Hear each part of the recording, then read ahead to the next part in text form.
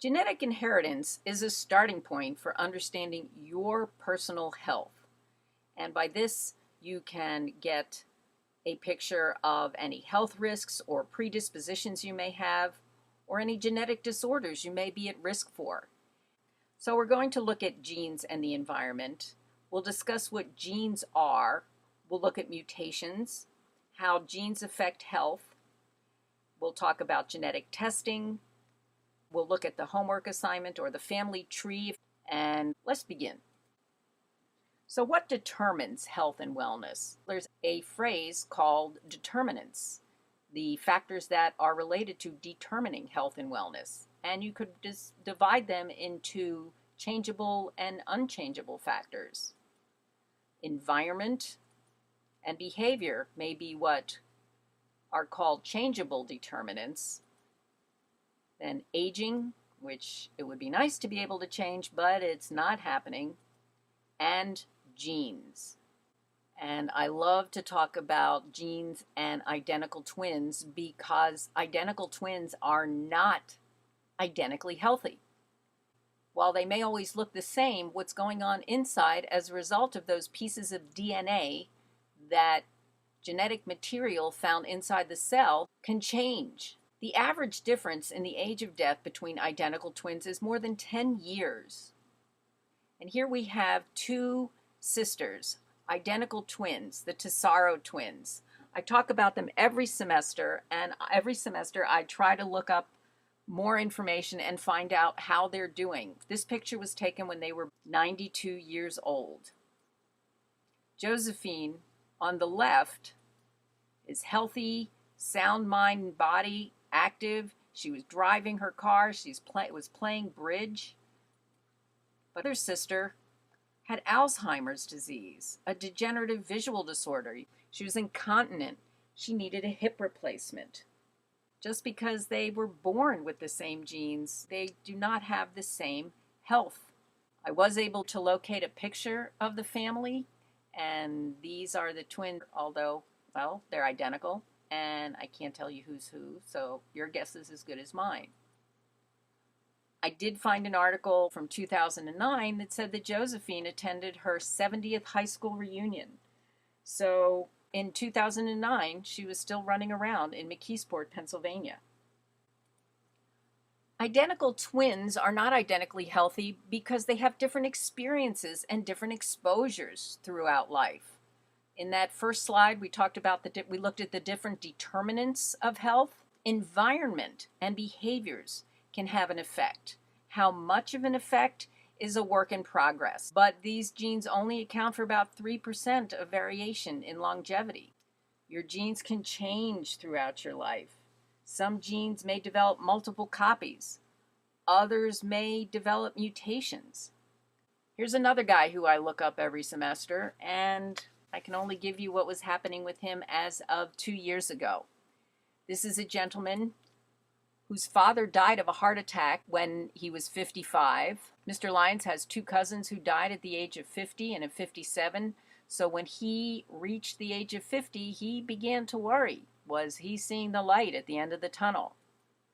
Well, 25 years later, in this picture, he's 75 years old, and he's very healthy. What can we conclude from these slides on twins? One, bad genes don't necessarily doom you to an early death.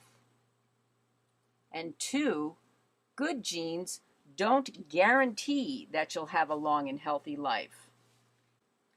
This is a woman, Carmen Busada, who gave birth to twin boys when she was 66 years old.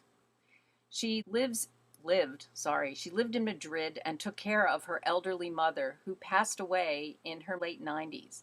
And Carmen figured that if her mother lived that long, she would live that long. And at 66, she wanted to have children, figuring she had a good 30 years that she could spend with them. So she went to an IVF clinic in Los Angeles. She lied and told them that she was 55 years old, and they performed in vitro fertilization, and she gave birth to twin boys.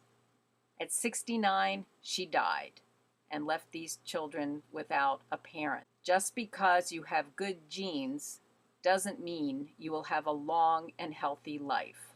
Genes are segments of DNA, deoxyribonucleic acid. They can code for proteins. These portions of DNA are called exons, or they can be what are called spacers, the spaces in between the exons, and these are called introns. This is the chromosome, which we'll talk about in a few minutes.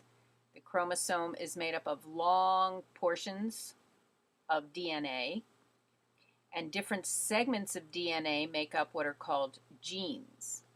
And in this particular diagram, you can see this is divided into exons, the coding portions of DNA, which are separated by introns.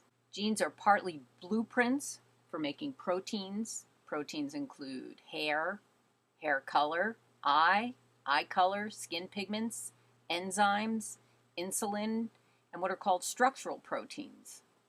And they partly code for instructions for following these blueprints. But not all DNA codes for protein. We refer to this DNA as non-coding DNA. Until recently, scientists believed there were over 100,000 genes. But now, we believe there to be between 20 and 30,000 genes. What does having fewer genes mean? It means many genes now have to perform more than one function. That genes must work together with each other in complex ways to get things done. Everyone carries 2 alleles of every gene except for the XY. If you inherit the same allele from both parents, you are said to be homozygous for the particular trait that's being carried by that gene. If you inherit different alleles from each parent, you are said to be heterozygous for that trait. Humans have 23 pairs of chromosomes. Oh, here's a picture I put in on the right to show you these are, if this is a chromosome, not a funky letter H, that pieces of the chromosome or pieces of DNA code for different proteins. So this particular gene, this particular piece codes for red. It can be whatever red you want, for white, for blue, for yellow. In any event, humans have 23 pairs of chromosomes. 22 matched pairs are called the autosomes, plus 1 pair of sex chromosomes. We get X chromosomes from our mother. So if we get an X chromosome from our father, we are female, or XX. We get the X chromosome from our mother and the Y chromosome from our father, we are male, or XY. Mutations are changes or variations that occur when the DNA is being copied. What causes mutations? Any number of things can cause mutations. Chemicals, radiation exposure, viruses, all kinds of things can cause mutations. Most mutations are harmless with no discernible effect. So for example, in our kitty cat here, we have a yellow eye and a blue eye, and that doesn't have any effect on the cat, except that it's kind of fun to look at. But mutations that affect functional DNA can be serious. We'll talk about that when we look at chromosomal disorders. Let me explain to you the difference between benign and fatal errors. The top line, when my brother came into the room, he lied. Let's say this is the protein that's being coded for by DNA. A mutation in the word brother. The letter D is being substituted for B. What we have then is a protein that says, when my druther came into the room, he lied. This is kind of a nonsense protein. It doesn't really have any effect on the meaning of the protein. It's just what we would call benign. However, if the mutation occurs in the last word and we have a D substituting for an L, when my brother came into the room, he died. And this type of mutation is fatal. Before we complete this section, I just want to make sure that you do understand there are good mutations.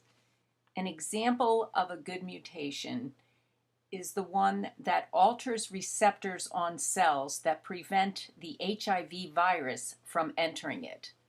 Individuals that are exposed to HIV but have this mutation do not go on to develop full-blown AIDS. And again, this is because the mutation they've inherited has altered the receptors on the cell and prevent the virus from entering it. These are good ones.